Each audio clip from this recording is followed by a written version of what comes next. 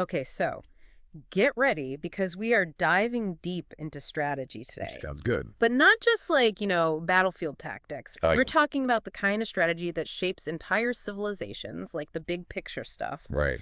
Yeah. And you've brought a really interesting mix of sources. Yeah. We've got Clausewitz's On War, Sun Tzu's Art of War, classics. And then to kind of broaden things out, Fukuyama's The Origins of Political Order. Right. So, looking at all of this, are we trying to find, these timeless principles of strategy? Yeah. Or is each historical period so unique that we can't really compare them? That's the million-dollar question right there. Yeah. And I think what's so fascinating is you've got these three sources, and they each give you a very different piece of the puzzle. Okay.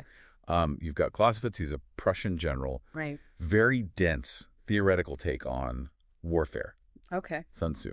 Much more about cunning, deception. And then Fukuyama, who's coming in with this huge overarching view of how societies change over time. Right. It's like we're trying to crack the code of conflict itself. Exactly. And speaking of cracking codes, Yeah. some of the stories in these books, whoa! Yeah. Like Sun Tzu talks about this general who literally just flings open the city gates when the enemy is right there. Yes. Like, come on in. Zhuge yeah. It worked. It did. Yeah, this is one of those stories that always makes me smile because it's such a classic example of psychological warfare. So they didn't attack? They turned around and they ran away. Wow. Because they saw this city, it looked completely undefended, right? And they assumed it was a trap. Oh, they overthought it. Yeah, they let their imaginations run wild. Right. They're imagining thousands of soldiers hiding. Oh, I see. Okay. Ready to ambush them. Mm. And Sun Tzu was really tapping into that idea that sometimes perception is more powerful than raw strength. Wow, that is incredible. Talk about turning a weakness into a strength. Exactly. Makes you wonder how often, in our own lives, right, we misjudge things just based on how they look. All the time. Right. It's like that saying, don't judge a book by its cover, but on a whole other level. Exactly. But okay, back to the battlefield for a second. Okay. All three of our sources, they talk about what makes an effective leader during these times of conflict. They do. Right. Yeah. So what are they saying? Well, Clausewitz, being a military man himself, places huge emphasis on decisiveness. Makes sense. Even when you're dealing with what he called the fog of war. Okay, the fog of war. Which is that kind of, uncertainty and misinformation that you always have in war. So even if you don't have all the information, you still got to make a move. You got to be decisive. Got it. Yeah, and he actually has this great line in On War. I'm paraphrasing from the German here. Yeah. But he basically says, the moment you engage in battle, your carefully crafted plan becomes obsolete. It all goes out the window. It's out the window. So much for sticking to the script. Right. So flexibility is key then. Flexibility is absolutely key. And that ties directly into what Sun Tzu was saying about knowing yourself and knowing your enemy. Okay. Right. Because your opponent is constantly reacting to what you're doing. Right. The battlefield is always changing. It's like this constantly moving target. Exactly. You can't just It's a dance. Yeah. It's this dynamic interplay. Wow. Between action and reaction. Okay. And you have to be able to adapt to that. So it's like a high-stakes chess match. Yes. But the rules are changing with every move. Exactly. And you don't know what the other person's going to do. Right. Okay, so that's Clausewitz and Sun Tzu, very much military minds. Yeah. But then we have Fukuyama, right, who's thinking about these huge historical trends. Yeah. So what's his take on effective leadership during conflict?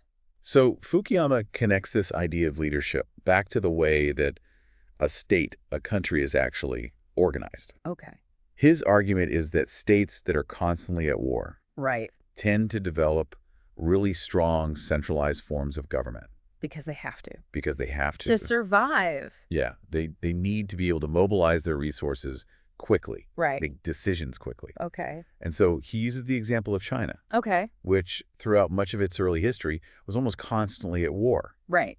And he argues that constant conflict, while obviously destructive, of course, actually forced them to centralize power. Develop very efficient systems for, collecting taxes, mobilizing armies. Interesting. So conflict, as horrible as it is, can actually be this catalyst. It can be a catalyst. For a certain type of state to emerge. For state formation, yeah. Oh, okay. And to really illustrate that point, he contrasts China's development with India's development, which was, for a lot of its history, much more decentralized. Right, yeah. Right. Lots of different kingdoms and principalities. Right. They had strong social structures, like the caste system. Right. But they didn't have that same kind of really powerful, unified leadership that emerged in China. Which makes you wonder how much of that applies to the world today. Right. Because obviously things are very different now. Yeah, things are very, very different now. So is that still relevant? Well, that's part of what makes Fukuyama so interesting, is that he's really pushing us to think about how these long-term historical patterns, how they might still be playing out today, even if in different ways. Right, right. So even though the world is very different, the way that a state handles conflict, especially early on in its development, can have these ripple effects that we're still feeling centuries later. It shapes how they see the world. It shapes everything, their institutions, their culture, how they relate to other countries. It's like their DNA in a way. Exactly. So it seems like this connection between like internal stability and conflict with other countries, with other states, it's crucial. That's really important. But how do these thinkers actually see that relationship? Yeah. Like, do they think that how a state is organized on the inside makes it more likely to go to war? Right. Or less likely to go to war? Right. Are they more prone to picking fights, or are they better at keeping the peace? Exactly. Now that is where things get even more interesting. So you're asking, like, does a state's internal structure, does that make it more likely to go looking for a fight? Right, exactly. Or are they better at keeping things, peaceful? Yeah, is there a connection there is what I'm getting at. Oh, for sure, yeah. Okay. Clausewitz, being like the military strategist. Right, right. He's really focused on how a state's internal structure, how it affects how they fight a war. Okay, so like a well-organized state is going to be better at waging war. It's much more likely to win, yeah. It's like if you're a well-oiled machine Right. versus like, I don't know, just a bunch of random parts. Exactly, yeah. You're going to be more effective. Okay, that makes sense. But then you have Waltz. He comes in with man, the state, and war. Right, okay. I was like, hold on a second. Okay. There are all these different theories about why wars happen in the first place. Right. And some of those theories are about what kind of state you're talking about. Okay, yeah, like that idea that democracies aren't as likely to go to war with each other. Exactly. Right. I've heard that one a lot. That's a big debate. Right. So Waltz, he lays it all out. Okay. He's like, okay, maybe democracies, they value individual liberty. Right. So they're not as eager to go, charging into battle. Okay, yeah, makes sense. But then other people are like, well, hold on. Okay. Maybe it's not about being a democracy. Maybe it's about your economic system. Oh, okay. Maybe it's capitalist states. They're always competing for resources and markets. Right. Maybe they're the ones that are actually more likely to end up in a conflict. Oh, wow. So it gets even more complicated. It's way more complicated. There's no easy answer. It's like everyone's looking at the same problem, but they've got different, like, colored glasses on or something. That's a great way to put it. Yeah, different lenses. Right. And Fukuyama, he's coming in with the historian's perspective. He gives us another lens to look through. Okay. And he's like, well, if you look at history, right, you see states, totally different cultures, different everything. Yeah. But they often ended up doing a lot of the same things when it came to war. Really? Yeah.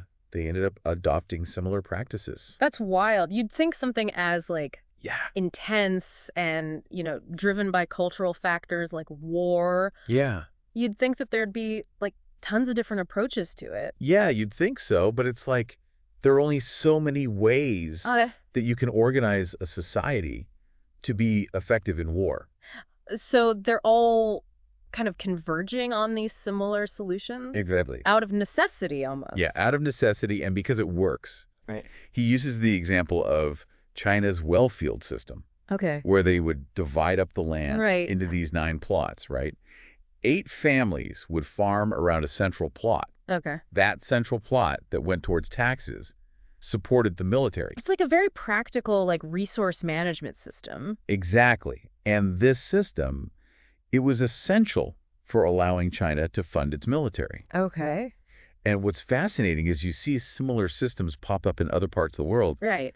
Even though their cultures were totally different. Like feudal Europe, you see something similar there. Wow. So it's like, yeah, even though they were totally different, the need to, like, get ready for war and be good at it. Yeah. It kind of forced them. Pushed them in the same direction. Yeah. To come up with solutions that at least on some level, looked kind of similar. Yeah, it's really fascinating how that works. So, okay, if we put this all together, are we saying that it's not so much about the specifics of how a state is organized, but more about whether they can actually do what's needed to fight a war? You're getting warm, yeah. Okay.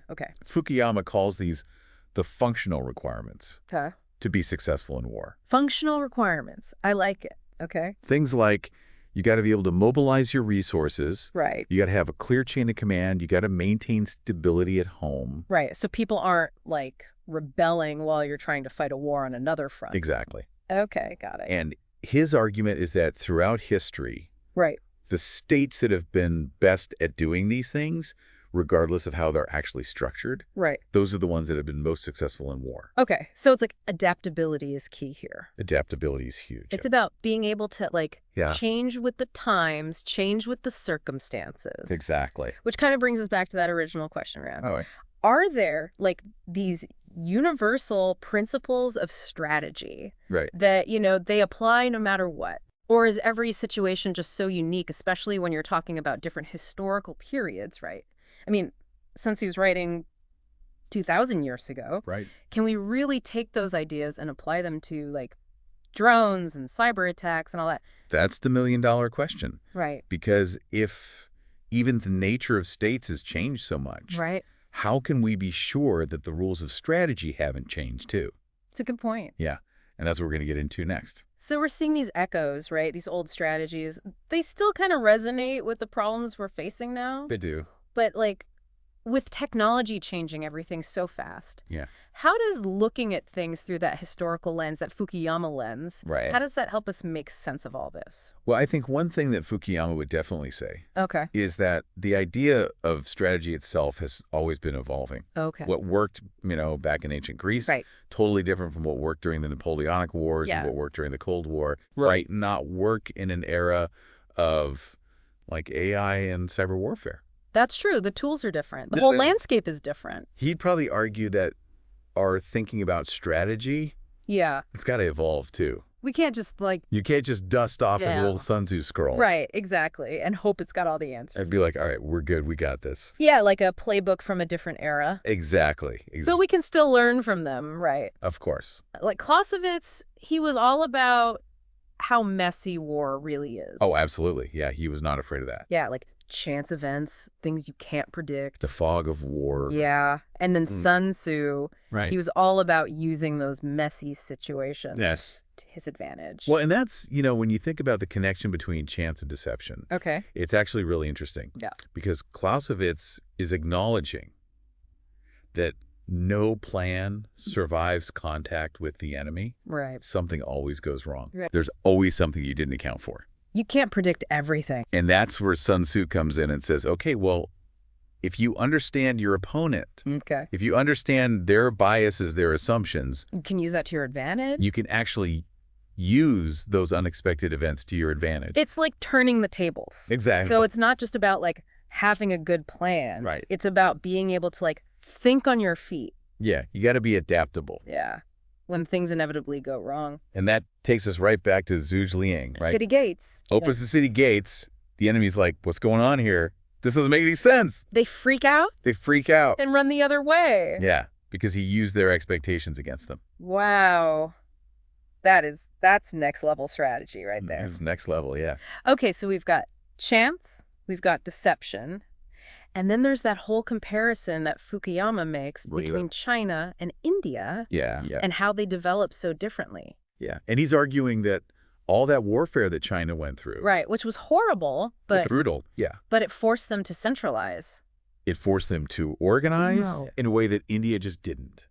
Interesting. And that had huge consequences later on. Right, because then China was able to accomplish all these massive things. Exactly, like the Great Wall, the Grand Canal. Right, yeah, exactly. These huge projects that needed a strong central authority to even make happen. Right, they had to get everyone on the same page. Yeah. Now, whether that model of, like, state formation through conflict, whether that even applies to the world today, I mean, that's a huge open question. It feels different, right? It does feel different. Like the world is so interconnected now. So much more interconnected. And the weapons are so much more powerful. Yeah, the stakes are just higher. Right, exactly. The stakes are so much higher. Yeah. Okay, so, I mean, we've covered a lot of ground here. But if there's one thing I'm taking away from all this, it's that if something as, like, seemingly straightforward as war is actually this complex, then navigating the world today with all the crazy stuff going on. With all the uncertainty. Yeah, it's kind of daunting. It's a lot to process. Because it's not like Clausewitz was like up at night worrying about climate change or AI becoming self-aware. Pandemics. Yeah. So, like, our current ways of thinking about these things? Right. Are they even equipped to deal with this? That's a huge question. A big question. But I think that's actually where these sources, they're really helpful. Okay, how so? Because they remind us that, things are crazy now. Right. But conflict, uncertainty, having to adapt, that's not new. That's the human story. That's always been there. Right. Always been there. We're just dealing with it. It's just the tools. Right, and the scale. The context, the stakes, those have changed. Yeah. But those underlying dynamics, they're still there.